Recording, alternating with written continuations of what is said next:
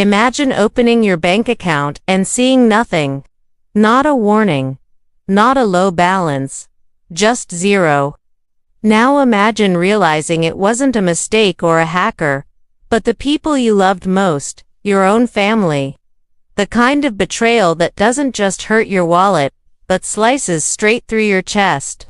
That's where this story begins. And trust me, if you stay until the end, the payoff is as devastating as it is satisfying. This story is about Jasie. She was 70 years old, a quiet widow who lived alone in a modest two-bedroom house on the edge of a sleepy suburban town. The kind of place where mornings smelled like fresh grass and distant traffic hummed softly in the background. Evelyn wasn't flashy. She wasn't loud, but behind her calm eyes lived a lifetime of endurance. Years earlier, her husband George had died suddenly from a heart attack, leaving her alone with a 16-year-old daughter and a world that didn't slow down to let her grieve. From that day forward, Jasie became everything: mother, father, provider, protector. She worked long days as a grocery store cashier, standing under buzzing fluorescent lights while her feet ached and her smile never slipped. At night, she cleaned office buildings, mopping endless floors until her back burned and her hands cracked. Every dollar she earned went toward her daughter Nina, school supplies, tuition, clothes, prom dresses. Sometimes Jasie skipped meals, surviving on cheap noodles and water, telling herself it didn't matter as long as Nina never felt the weight of struggle. Late at night, staring into the bathroom mirror, she'd whisper the same promise over and over: "It's all worth it." Years passed, and Nina grew up. She married a man named Derek, charming on the surface, confident, always talking about big opportunities that somehow never worked out. His smile never quite reached his eyes, but Jasie ignored the unease and welcomed him like a son. She helped them buy their first home, paid for car repairs, and quietly poured money into Derek's sure-thing business ideas. Each time, she waved off repayment with a gentle smile, saying happiness was all she wanted in return. What she didn't realize was that her generosity wasn't appreciated, it was being studied. Unlike Derek, Jasie was careful. Decades of scraping by had taught her discipline. She kept meticulous financial records, passwords written in code, backups locked away. Her savings account wasn't just money, it was security, independence, proof that she'd never have to beg anyone for help. So when she opened her banking app one quiet afternoon, she expected reassurance. Instead, her heart stopped. The balance read $0. Transfers lined the screen, one after another, draining her account over weeks. Her hands trembled as she stared at the phone, a cold sweat breaking across her skin. In that moment, the realization hit harder than any scream could.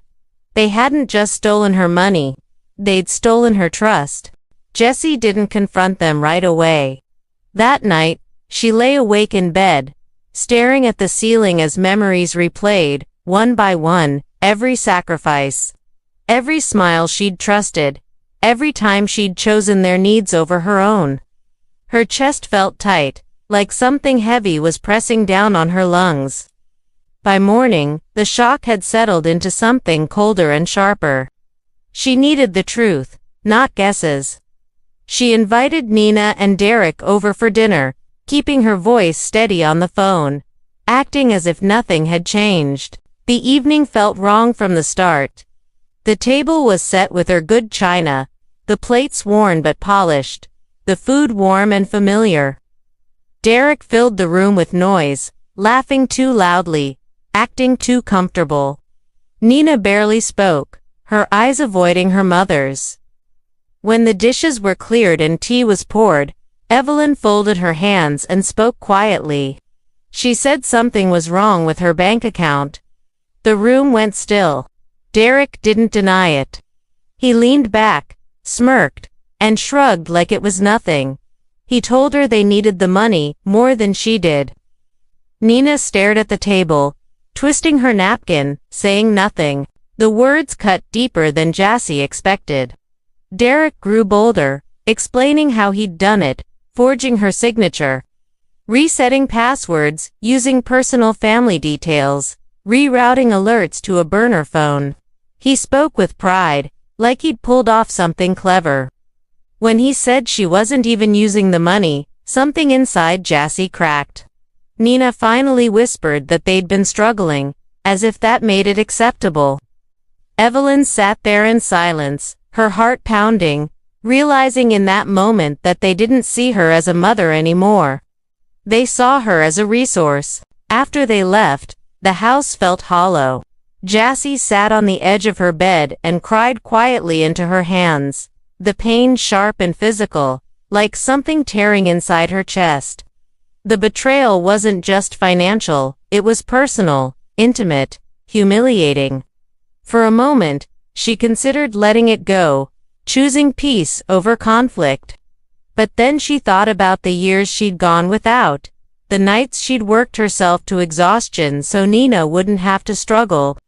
That thought hardened into resolve. The visits started soon after, Derek dropping by unannounced, opening drawers under the excuse of helping, making comments about downsizing and how little she really needed. Nina called with forced sweetness, asking if her mother was okay, her voice tight with guilt. Neighbors mentioned seeing Derek's car parked nearby when Jasie wasn't home. One rainy evening, Derek showed up angry, pounding on her door, telling her to drop the accusations or regret it. When he left, he slipped a note underneath the door. 2 words: back off. Jasie stood alone in her dark living room, rain tapping against the windows, staring at the note in her trembling hand. Fear flickered, but it didn't stay. It transformed into something steadier. Determination. She walked into her small home office and opened a drawer she hadn't touched in years. Inside was a worn notebook filled with names and numbers, favors owed, friendships earned through decades of kindness. At the top was one name, Robert Chen, an attorney whose mother Evelyn had once helped when no one else would. She picked up the phone and dialed. When Robert answered, Evelyn didn't cry or explain. She simply said, "They stole from me, and I want to do this the right way." On the other end of the line, there was a pause, then Robert said quietly, "Tell me everything." And in that moment, Jasie realized something powerful. They had underestimated her. Robert moved quickly. Within days, Jasie found herself sitting in his small, cluttered office, the smell of stale coffee and paper hanging in the air. He listened without interrupting, as she laid everything out: the missing money, Derek's confession, the threats. When she finished, he leaned back in his chair and said something that made her stomach drop and her spine straighten at the same time. This wasn't just theft, it was elder financial exploitation, a felony. The word echoed in Jasie's mind, but she didn't flinch. She told him she wanted proof, so solid no one could twist it into a misunderstanding. Robert nodded. That was exactly what they were going to build. The investigation unfolded quietly, almost invisibly. A forensic accountant traced every transfer, lining them up with Derek's digital footprint. Each withdrawal matched moments when Derek had posted online from locations near Jasie's house. An IT specialist recovered deleted emails and traced bank alerts rerouted to a prepaid phone purchased with cash near Derek's workplace. A handwriting expert examined the forged documents, pointing out uneven pressure and mismatched ink that betrayed a practiced lie. Every detail told the same story. This wasn't desperation. It was premeditated. While professionals assembled the case, Jasie played her role carefully. She stayed polite, confused, harmless. When Nina called, crying about stress and bills, Jasie listened and apologized for being distant. When Derek joked about lawyers being expensive, she smiled and said nothing. Inside, she was documenting everything. Dates, times, tones. One afternoon, she recorded a phone call, letting her voice tremble just enough to sound uncertain. Derek didn't hesitate. He bragged about forging her signature, mocked her age, and dismissed her fear. When the call ended, Jasie stared at the recording on her phone and quietly saved it. Her hands didn't shake this time. The first crack appeared when the bank froze connected accounts. Derek called that night, furious and panicked, demanding to know what she'd done. Jasie let the silence stretch before answering softly that she'd asked a few questions. That was all it took. His confidence started to crumble. He showed up less. His messages became short and sharp. Nina called late at night, whispering about Derek not sleeping, about bills stacking up, about fights that never seemed to end. Evelyn felt the old urge to rescue her daughter rise up, and forced herself to let it pass. Things escalated quickly after that. One stormy evening, Derek showed up unannounced, pounding on Jasie's door, shouting that she was ruining his life. She didn't answer. She stood behind the door, heart racing, phone in hand, as police arrived and escorted him away for violating the temporary restraining order. The street fell silent once the patrol car disappeared, and Jasie realized she wasn't afraid anymore. The fear had burned itself out. Court dates followed. Subpoenas went out. A notary who'd helped Derek practice the forged signature folded under questioning. Pawnshop receipts surfaced. The shell business Derek used to move money collapsed under scrutiny. Nina finally saw the full scope of it all, the lies, the manipulation, the debts hidden behind charm. She met Jasie at a quiet cafe, hands shaking around an untouched cup of coffee, and whispered that she hadn't known how bad it was. Jasie looked at her daughter and said something she'd never said before. You chose not to know. By the time the main hearing arrived, Jasie felt calm. Not numb. Ready.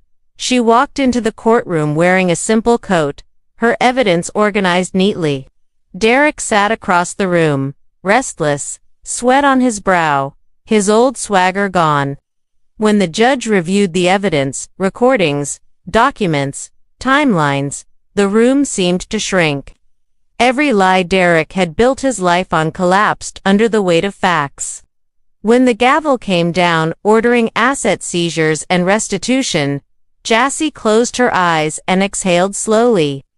Outside, sunlight warmed her face as her phone chimed with the first small restitution alert. It wasn't everything, but it was the beginning, and Derek knew it. Derek's life didn't fall apart all at once. It unraveled in public, piece by piece, exactly the way someone like him fears most. His employer learned about the charges and quietly let him go, escorting him out of the building while coworkers stared.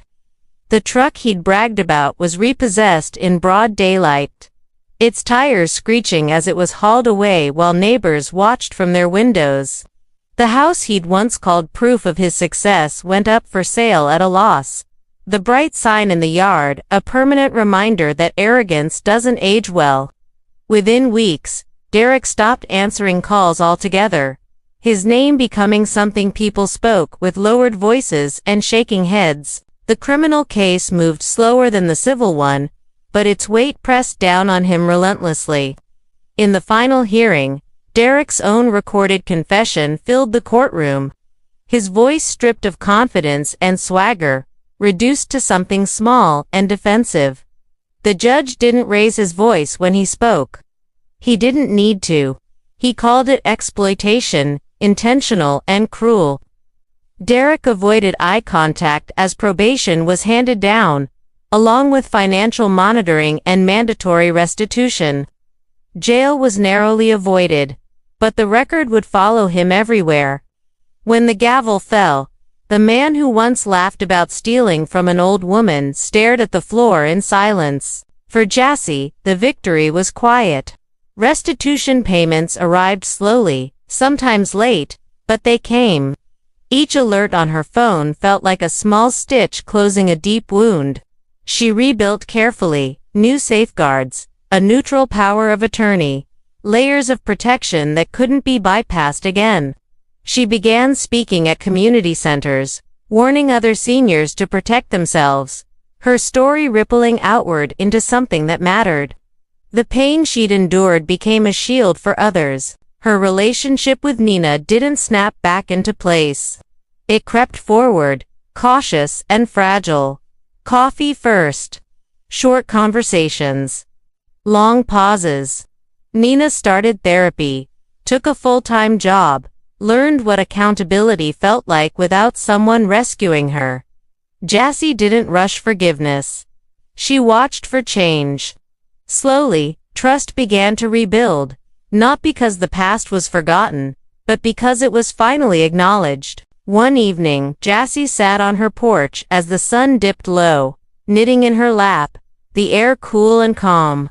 She thought about the woman she'd been when she first saw that empty bank balance, scared, shocked, doubting herself, and she smiled. Not because of revenge, but because she had proven something important. That strength doesn't fade with age. That intelligence outlasts arrogance. And that karma doesn't need violence, it just needs truth and patience. So if you've ever been underestimated, betrayed, or treated like you don't matter, remember this story. Jasie didn't scream. She didn't beg, she let the truth do the damage. And when it finally landed, it landed hard. If this story gave you that deep, satisfying justice rush, hit like, subscribe, and tell me in the comments what would you have done in her place. And if you want another unforgettable revenge story, click the next video on screen. I'll see you there. If you want next.